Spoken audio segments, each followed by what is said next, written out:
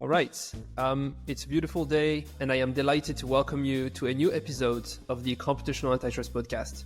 My name is Thibaut Schrepel. I am a faculty affiliate at Stanford University Codex Center, an associate professor of law at the VU Amsterdam, and the creator of the Computational Antitrust Project, which explores how legal informatics can benefit antitrust law. The project brings together over 65 competition agencies and about 50 academics on the advisory board. Every month or so, we publish an academic article on computational antitrust. You can find all of these publications at computationalantitrust.com. My name is Teodora Groza. I am a PhD student and lecturer at Sciences Po Paris, where my research draws on how new business models impact antitrust law and enforcement. I'm also the editor-in-chief of the Stanford Computational Antitrust Project and the co-host of this podcast. All right, so today Teodora and I are absolutely delighted to welcome a new member of our advisory board, Erik Brynjolfsson. Erik is a professor and senior fellow at the Stanford Institute for Human-Centered AI and director of the Stanford Digital Economy Lab. He is a senior fellow at the Stanford Institute for Economic Policy Research, a professor by courtesy at the Stanford Graduate School of Business and the Stanford Department of Economics. Lastly, he is a research associate at the National Bureau of Economic Research. Erik's research focuses on the effects of information technologies on business strategy, productivity and performance, digital commerce, and intangible assets. He has accumulated over 100,000 citations on Google Scholar, and he is a member, as I mentioned already, of the Computational Antitrust Project Advisory Board. Talking about Erik's accomplishments would have already filled the podcast, but instead today we decided to ask him substantive questions relevant to our project. We talk first about the relevance of data-driven developments on businesses and how automation can help not only businesses but also governments. And then we move on to the hot topic of AI, where we discuss how AI developments can impact the old economy, but also how the digital platforms of yesterday have a say in how the AI space looks like. It's an exciting discussion. We are very thrilled to have Erik today on board. All right. So before we start, I think I should say that your research is highly relevant to computational antitrust, not so much in terms of exploring the actual tools that agencies can deploy. You are not or at least not in the pure sense of the term, an antitrust scholar.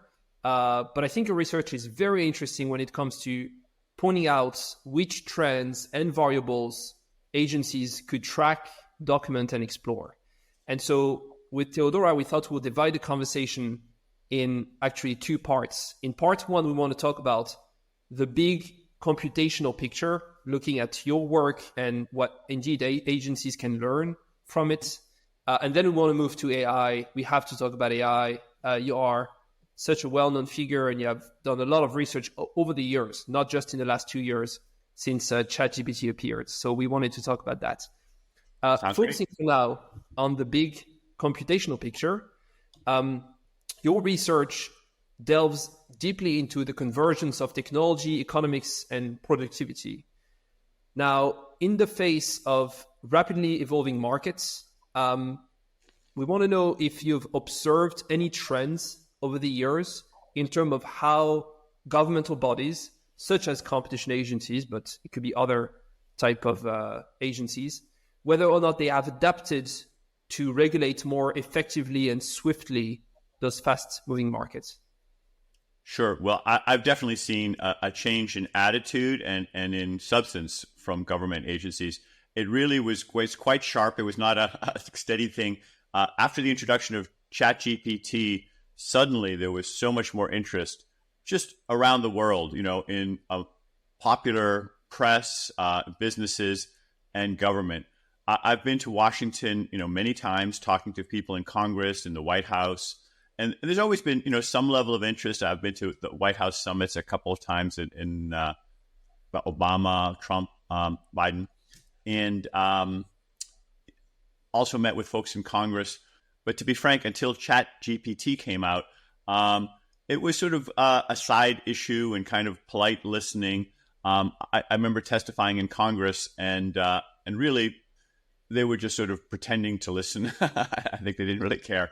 But then after ChatGPT, every meeting, people were sitting on the front of their seat, listening very carefully. They had read my papers before I met with them. They had a lot of questions. It was a very different attitude, and they were actively asking for advice on policy questions, how to regulate things, how to deal with intellectual property. So it's something that has a much greater sense of urgency now than it used to. Yeah, and I suppose also about how to use ChatGPT, right? Because obviously, even though the official policy might be not to use it, I like to see in practice. Well, totally. I mean, I remember I met, I think I can say with Jared Bernstein, the Council of Economic Advisors, and my advice was not only to use ChatGPT to understand how it works, but also for his own purposes to make his work more effective and get all of his staff to be using it as well. So we saw both those things. Yeah. Theodora?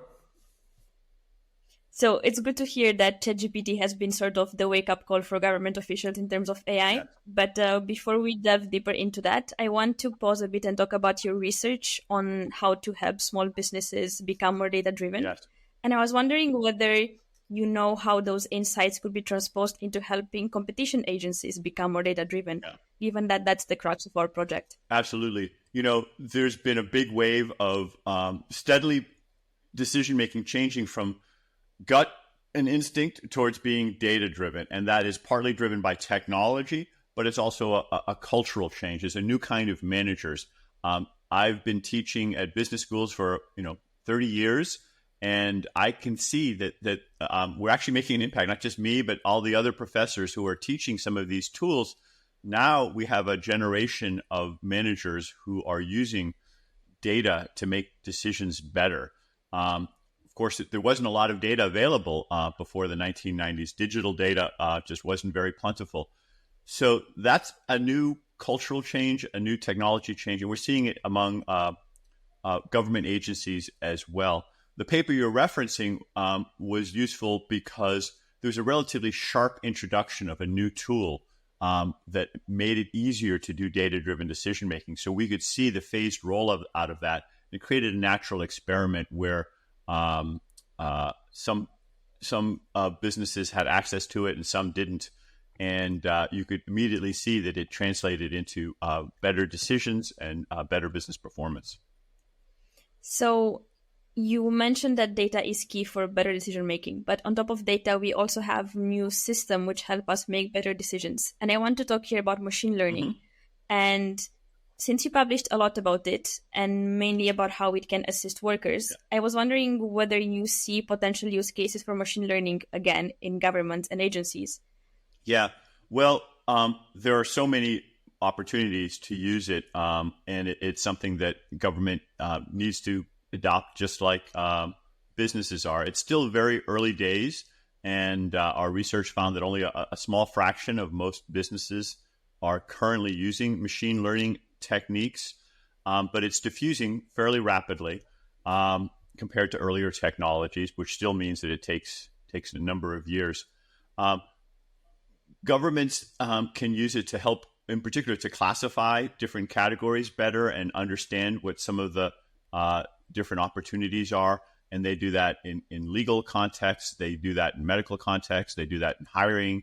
They do that in decisions about loans. And all of those categories are places where there's been research showing that more machine learning driven approaches using big data can lead to better decisions. So an issue we have as lawyers is that we have to justify every choice and every decision we make. And since machine learning doesn't give a very detailed reverse engineering of its thought process, do you see that as a potential issue when applying it in legal context? It definitely is an issue. And one of the weaknesses is that sometimes machine learning is a bit of a black box that gives a recommendation. It can describe correlations much more easily than it can do causal reasoning. So, and you have to be careful that we all know that just because two things are correlated doesn't necessarily mean there's a causal relationship there. I think the main solution to that. Sometimes you can do technical things, but most of the time it really boils down to keeping a human involved, not just a human in the loop, but really a human in charge, and having a person use their own judgment to help understand what's going on. And then the combination of human and machine can usually do better than the machine alone. But there are some cases where people swing too far and start depending just on the machine learning system. I think that's less common than not going far enough, but both kinds of errors are seen. Where we are right now with the technology is that the machines by themselves, machine learning by itself, rarely is sufficient to make a definitive decision. And so I strongly encourage, both businesses and government to have humans not just in the loop, but in charge. And on that, you actually published a paper in which you identified 8 areas where machine learning is particularly effective. Yes. One of them is when there is, and I quote here, no need for a detailed explanation of how the decision was made, right? Yes. Which is exactly an issue we have, especially if an agency needs to be able to justify a decision before the courts. Yeah. Let me just say a little bit about that, because most machine learning is a little bit of a black box, as I mentioned earlier. There is an emerging area of research to try to, explainable AI that explains the reasoning behind it.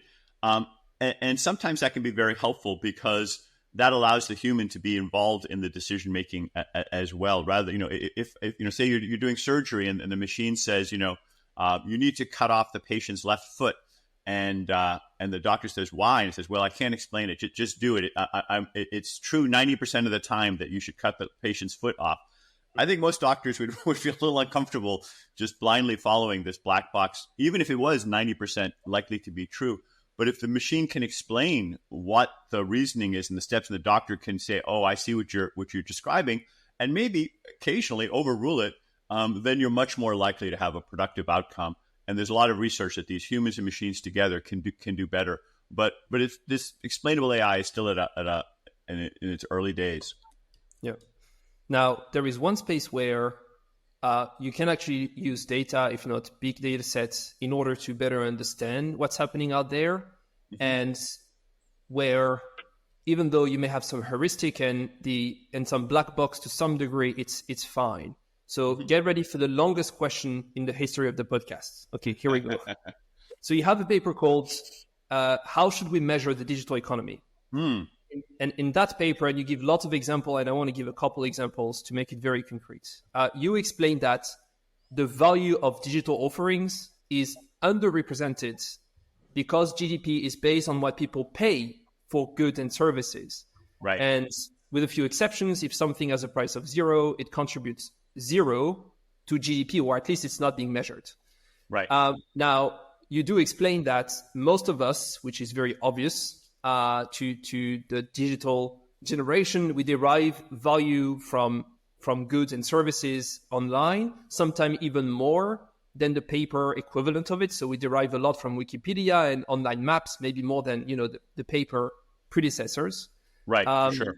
Now, this is problematic because the regulators, they use GDP as a measure to set policies. And if we transpose that to antitrust, we have something a bit similar where we say, well, we tackle practices that harm consumer welfare, but if you can get access to a product for free, then the analysis is very complex. And you say that, well, there is a potential remedy to this issue, which is to measure consumer surplus.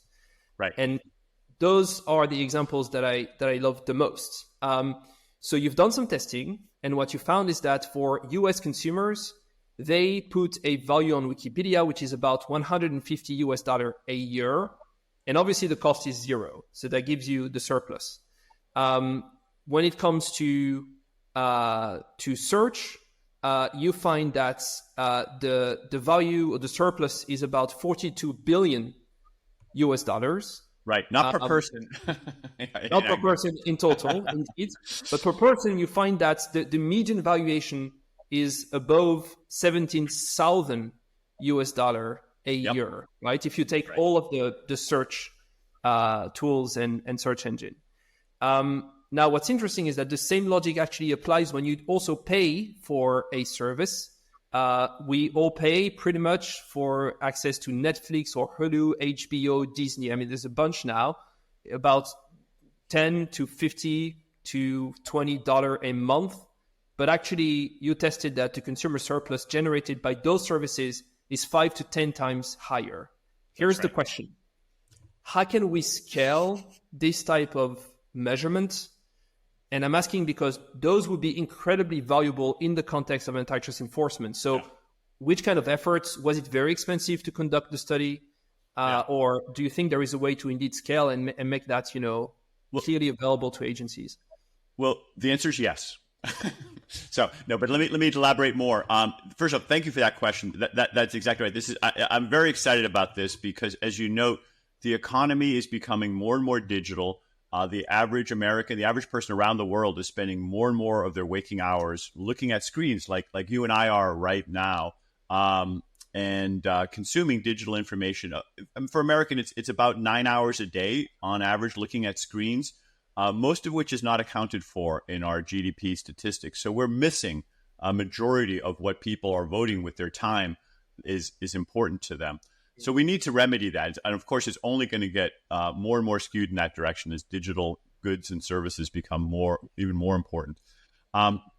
The approach we take in the GDP-B approach, with the B stands for measuring the benefits, is to do a series of online choice experiments where we offer to pay people to stop using a good. Say, if we pay you to stop using Facebook, $5, would you agree? $5 per month. Some people say yes, some say no. A different group of people, we offer $10 or $15 or $50. And so we ultimately get a downward sloping demand curve. And for some people, we do it as a hypothetical. We say, tell us whether you would rather have Facebook or Wikipedia or $5. For other people, we actually enforce it. And we say, okay, we're going to pay you, but only if we can verify after 1 month that you haven't used Facebook. In this way, we get incentive compatible results as well. It's easier for some goods than others. But that's the basic methodology. How scalable is it? Well, it's moderately scalable. It's not, completely costless, but it's something that we have done for literally millions of online choice experiments. We have platforms that we can do this at scale. And we are in the process of doing it for a much larger number of goods. So we did it recently in a partnership with Meta or Facebook, where we looked at 40,000 individuals. We asked them a whole bunch of different goods around the world in 13 different countries. And we looked at 10 different digital goods in each of those countries. And we could see a pattern of trillions of dollars of consumer surplus that is unaccounted for in the GDP statistics. Interestingly, in that study, I hadn't thought of it until we did the study, but it turns out that poorer people in poorer countries get proportionally greater value from these digital goods than richer people. And if you think about it, it makes sense because poorer people don't have a lot of money, so free goods is a bigger share of their consumption.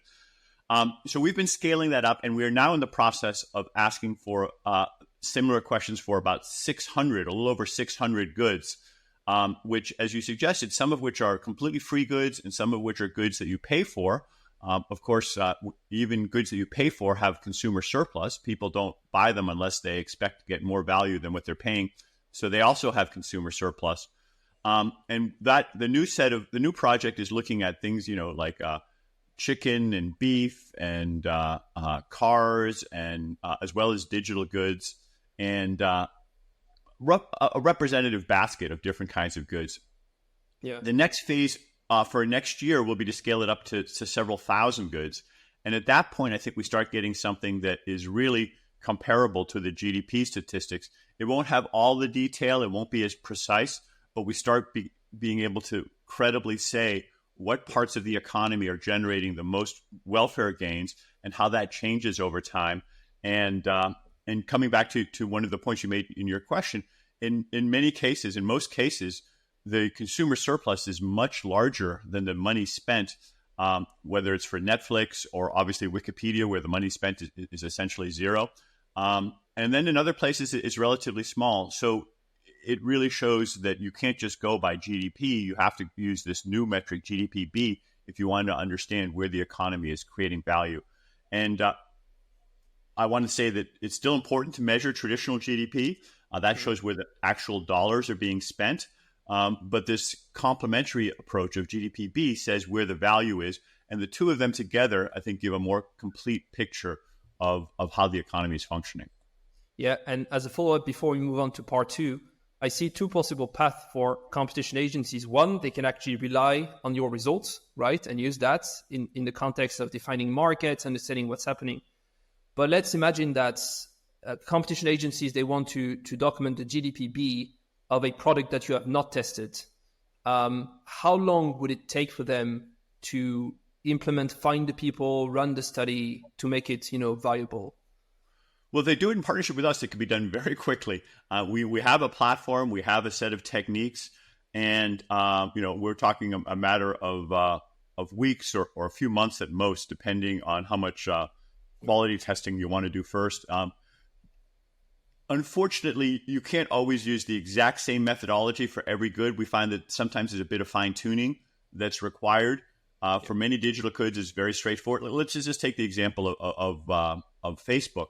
There, we showed that there's a way to deactivate it and or to even just monitor whether or not someone was using it.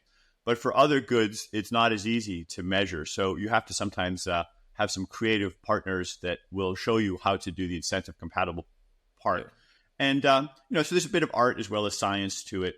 But ultimately, we are creating a platform where not just in the United States, but we're partnering with people in China, in France, in the OECD, in Australia, and in the United Kingdom at the Office of National Statistics that are doing similar kinds of experiments. And I think we'll be able to get a global partnership that has comparable data. Yeah. So scalable, doable, feasible. Yeah. No, this is, when I'm feeling a little bit ambitious, I compare it to what Simon Kuznets did in the 1930s when initially, as you know, GDP didn't exist until he and his team invented it, and then it became the standard for the 20th century. We want to create a new standard for the 21st century that accounts for these digital goods. Yeah, it made sense at the time, so not to blame it on them, but maybe now. Oh, no. It was a great invention. I think Paul Samuelson said it was one of the greatest inventions of the 20th century, and I completely concur.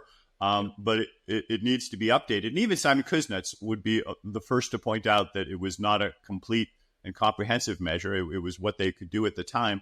And we now have new tools and we now have new requirements. Yeah, and new services, including AI, which leads to part two. Theodora, yes. I give you back the floor. Yeah, before I jump onto that, I want to say that, Erik, you should buckle up because I expect lots of agencies reaching out to you to ask to partner. Well, good. No, we would love that. It took us a few years to perfect the methodology, both on the measurement side and also the theory of it. And now we feel like we have something ready to scale. So I'm looking for partners. Okay, until you get all those messages and you have to spend all your time partnering with agencies, I'm going to ask another question, which takes us in a different space. So you research a lot on the impact of Gen AI, foundation models, machine learning, and so on. And you show that there's lots of positive impacts in terms of it benefits low-skilled workers, enhances productivity, and can even tackle one of the biggest issues of today, which is income inequality. Yep. But despite all these positive developments, we see a lot of caution, if not even fear, on part of governments and agencies. And we saw that the EU really rushed to push through the AI Act in fear that having AI systems developed would disturb society too much and we need to regulate as quickly as possible. And I'm wondering, what do you think agencies should focus on? Are they right to fear AI, or should they be a bit more optimistic in terms of what it can do, precisely given the results you show and the positive impact that you document? Well, both. I think the benefits are enormous. This is probably the most important technology, certainly of our generation and maybe of all time. I mean, after all, it's going after intelligence. There aren't many things that are more fundamental than intelligence to solving so many other problems in the world, whether it's in healthcare, the environment, poverty. I think in the short term, the benefits are clearly much greater than the cost. There are so many things we could be doing to boost productivity and, as you mentioned, even improve income inequality. If we want, we can talk a little bit about some of the details about what's happening there. But to answer your question, I do think smart regulation will increasingly be needed.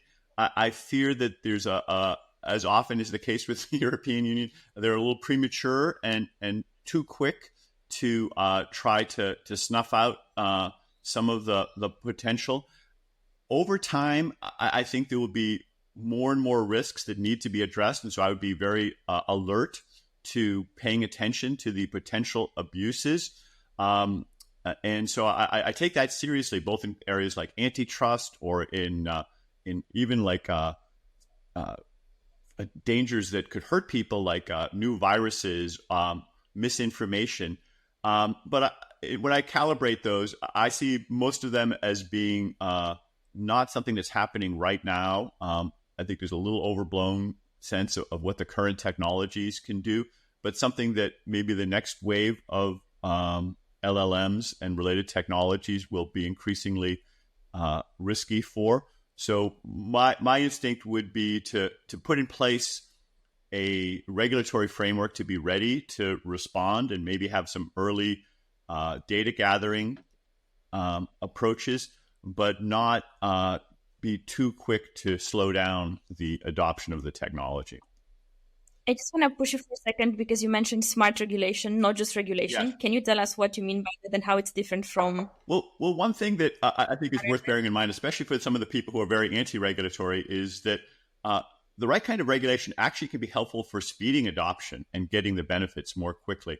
I mean, when I go to Europe, I find it frustrating that I have to bring a whole box of different types of plugs because every electrical plug is different. So if you have standards that unify things, that can make it simpler. And there are some things we can do for instance, in intellectual property rights. Right now, there's a lot of companies that are hesitating to adopt LLMs because they worry about who owns the data, and if they use an LLM, will they be sued for copyright infringement?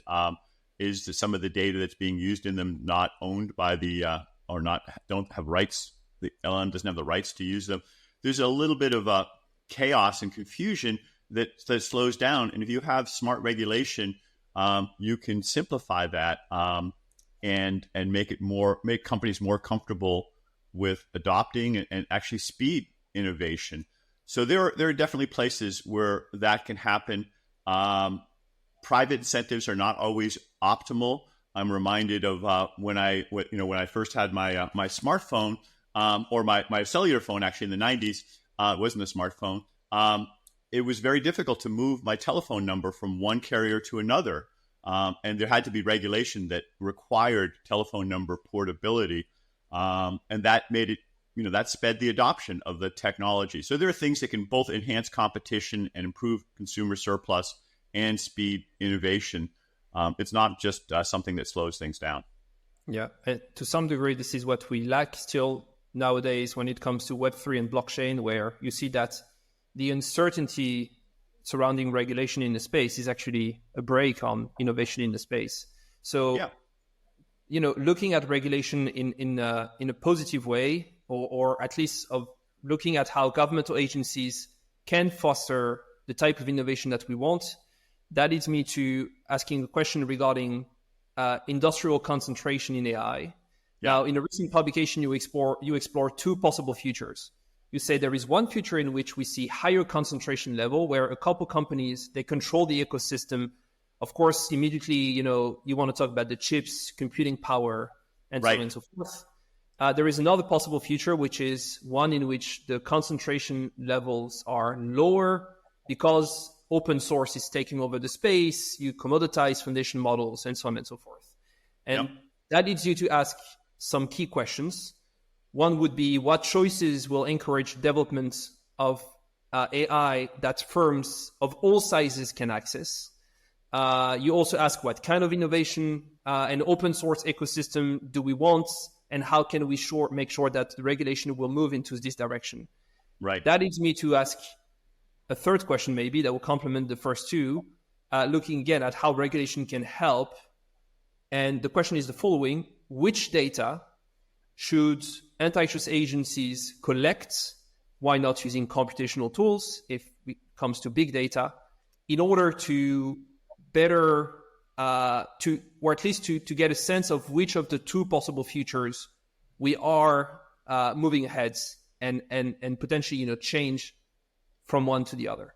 Yeah. Well, I think this is a real concern, that this potential for much greater concentration. And to go be a little bit technical, go to some fundamentals. LLMs are subject to what are called scaling laws that have been incredibly powerful and incredibly pervasive. And what they mean is that when you train an LLM, if you use more computational power and train it for a longer amount of time, if you use more data, and if you have more parameters, and if you increase each of those three things in proportion to each other, there's a remarkably predictable improvement in the performance of the model. And this is a power law relationship that's held over 7, 8, 9 orders of magnitude of computation. So going from GPT 2, 3, 4, and all of the different scale ups of the models in between, there's a remarkable performance improvement. And what that does is it drives all of the leading frontier companies to build bigger and bigger models. So they started by spending, millions, tens of millions, hundreds of millions, now billions of dollars, soon tens of billions of dollars, and even more. There's talk of $100 billion, and that's just staggering. Needless to say, that's not something the average startup or small company can do. So it leads to economies of scale and natural concentration. On top of that, there are a number of other things that lead to these concentration, but there's often a nonlinear improvement as you increase the data and some of the other dimensions of it. So this could lead to a real concentration where there's just a small number of leading models. What can you do about that? Well, you don't necessarily want to force the models to be smaller, because then you're losing some of the benefits. One thing you can do is try to have interoperability and open source, where people have access to the technology. Sometimes when you build a model, then others can can distill the value from it down into a much simpler model that can run on a smaller amount of compute, and that has been a beneficial area. The interoperability has also been something that's been very beneficial. You see it in network effects as well. The web itself is a wonder of interoperability. It was, in the early days of the web, it was not obvious that it would be interoperable. People like Tim Berners-Lee worked very hard to make sure that all the browsers worked interoperably, and we didn't have walled gardens that were separated. But it didn't happen automatically. And so I think these are ways that you potentially can get both the benefits of scale, but also the benefits of competition. And we need to explore how that would be translated to the world of LLMs and AI. But it's something that bears close watching. Yeah. So do I hear you correctly that one thing that agencies could document is the spread of open source? And indeed, you mentioned the web. I mean, the fact that the major web servers such as Apache HTTP servers and some database system like MySQL and so on and so forth, they do run on the Linux operating system, which is open source. It goes the same for open source libraries and frameworks. So is it something that agencies should focus on, in your view? I think there's an opportunity there. I don't think it's a total easy call, like a one size fits all. With the web, it wasn't just the open source of Apache and Linux, et cetera. It was also the interoperability. There was a period when, those of us who are older remember that there was websites that said, viewed best on Netscape, viewed best on Internet Explorer, and some of the features wouldn't work if you used a different one. And it was beginning to fragment. And there was a real push from the World Wide Web Consortium and others to make sure that they remained interoperable. And thankfully, it did. So that is in addition to the open source. Now, when it comes to LLMs, it's trickier, because I think that the folks who are making the big models make the argument, and with some justification, that these models can also be abused. They can be used to spread misinformation or even create new kinds of lethal viruses. Or other abuses at some point. And so this is something you want to pay attention to. I worry, that those will happen, but I also worry that they're a little overblown right now.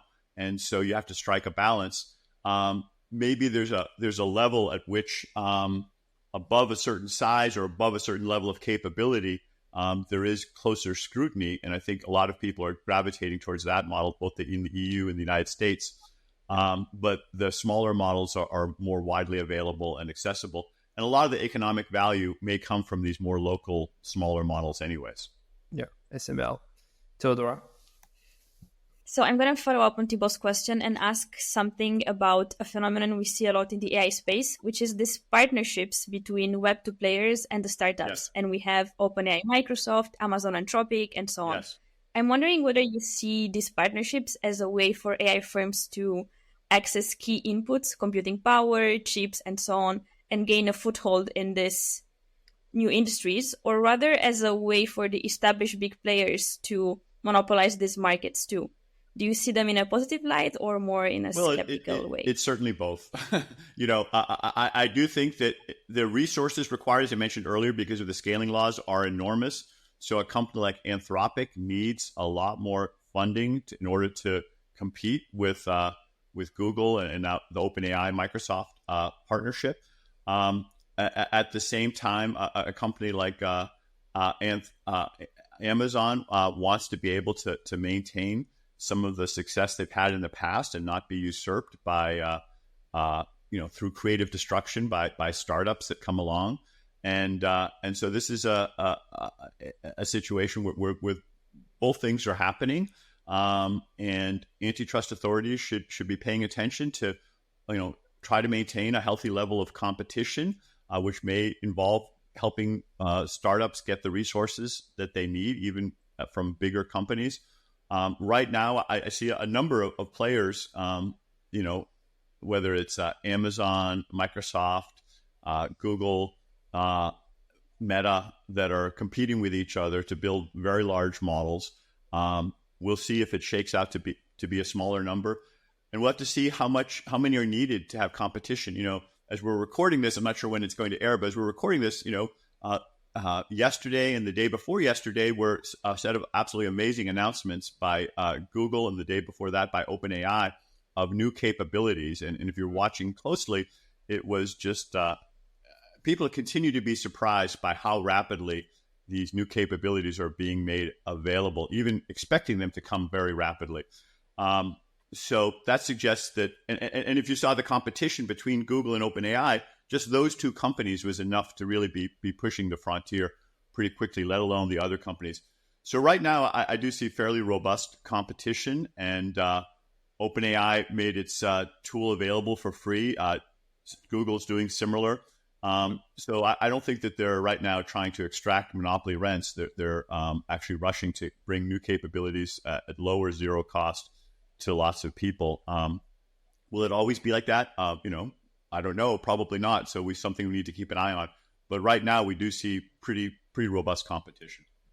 I hope there's many agencies listening to this. On that idea of big tech companies competing with each other, a good friend of mine, Nicolas Petit, who's also a member of the advisory boards, called that Moligopoly, which I think nicely capture what's happening in generative AI. You also see that within companies, they actually are looking for diversity. Microsoft is a good example where they do have a partnership with OpenAI, and they are also developing their own frontier models on the side. That's right.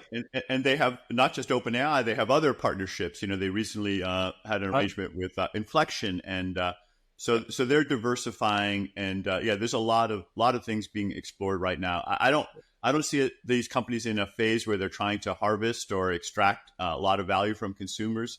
We're lucky; we're getting a lot of benefits for free right now. Yeah, and so taking a step back, and this will be the last question. You worked and published quite a few papers on the superstar firms. Yes. And something you have documented, and I guess my question would be more methodological, is the fact that the digital capital has accumulated in proportion that is much higher within those superstar firms than what you may see in, non-digital capital. My question is, which data do you use to reach the conclusion? And I'm asking because I would like agencies to be able to conduct similar studies, for example, when it comes to generative AI. Right. Well, thank you for asking that point. So we talked a little bit about concentration within the AI sector, but that's still a pretty small share of the economy. Perhaps more importantly is how are these technologies affecting the other 90 or 95% of the economy? And there we also see more concentration. I mean, some industries are very strong, like in retailing, where big box retailers have been crowding out mom and pop stores. And much of that comes from the way that they're able to use information technology.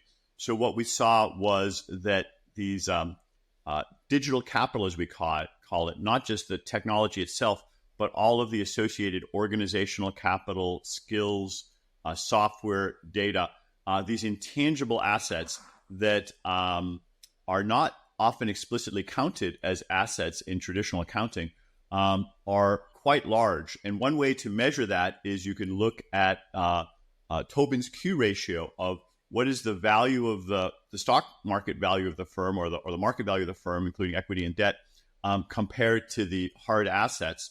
And for many companies, there's a very large amount of intangibles that investors are assuming or inferring exist, even if they don't show up on the balance sheet. I think the investors are right. These companies do have enormous intangible assets, and we can see them growing, and we can see them being very concentrated, and they're associated in particular with digital technologies. They lead to some apparent economies of scale or network effects that have most of the benefits in the top 10% of firms in every industry, not just tech companies, but if you go industry to industry, retailing, finance, services, you see that the top 10% of the firms capture the majority of the intangible assets, and they're pulling away from the others. This can lead to what we call the productivity J curve, where initially, as you introduce a technology, companies are investing in these intangible assets. It doesn't instantly translate into higher productivity or output as conventionally measured, but it does create more of these intangibles. And then later, they start harvesting the intangibles and creating more output. So there's sort of a lag between when you introduce the technology and when the output comes. And in between, they're creating these intangibles. That means that you can actually predict when the output will grow by looking at the growth of these intangibles, because the intangibles are real, even if they're not easily measurable. And what we've seen in the economy is there's been a tremendous growth in intangibles, especially around software and IT. If you were to count those intangibles as a kind of output, it would add significantly to the GDP growth. It would add significantly to productivity growth, and it would shift around. It would account for that J curve. Instead of looking like there was a flat or negative when the technology was introduced, you would see it almost immediately, the benefits, but they would show up first in intangibles and then later in conventional output. I would love to see a revolution in the way we measure these inputs. Earlier, we talked about measuring the intangible outputs and the digital goods. I think similarly, we have to measure the inputs differently. If we did that, we would see that digital and intangible assets are a bigger and bigger share of what creates value in the economy. And we need to measure it just as we've been measuring, labor, traditional capital, traditional materials. Again, for the 21st century, these intangibles will be a bigger share of what creates productive value. Yeah. And again, in the spirit of introducing new methodologies, new metrics, variables you may want to measure as a way to complement and not to fully replace everything we've been doing. Oh, yeah. No, of course, labor, traditional capital will still be important. Exactly. But for more and more companies, a large fraction, even a majority of the value is in intangibles. Let me give a little bit more. That was a little bit abstract. Let me give you a concrete example. I was working with the folks at Dell Computer a little bit, and to oversimplify a little bit, they need to double production of their making computers. One way to do that would be to build a second factory next to the first factory, replicate all the machinery, etc. And if you double the number of factories, you double the amount of output. Another way is to take the first factory, but use enterprise resource planning systems, software, new business processes to make the first factory twice as productive as it was before. Those intangibles allowed them to do that. And so effectively, they had twice as much production capacity as they did previously. Now, on their balance sheet, it didn't show as twice as many assets. But I think as an economist, I think of that, actually, they did have twice as many assets. But it's just that the second set of assets were intangibles rather than tangible. That is a microcosm of what's happening in the U.S. economy more broadly. We are creating more intangible assets that are boosting our productive capacity. They just haven't been measured very well. Yeah, and I could see already how this may impact all the steps of the antitrust analysis, from market power to understanding ecosystem to measuring consumer surplus. On that, thank you so much for all your work. It's a true inspiration. So on behalf of the entire Computational Antitrust Project, thank you also for being on the advisory board. And take care of yourself. And if you can, someone else too. Bye-bye. Thanks so much. It's been a real pleasure having a chance to talk about these issues with you.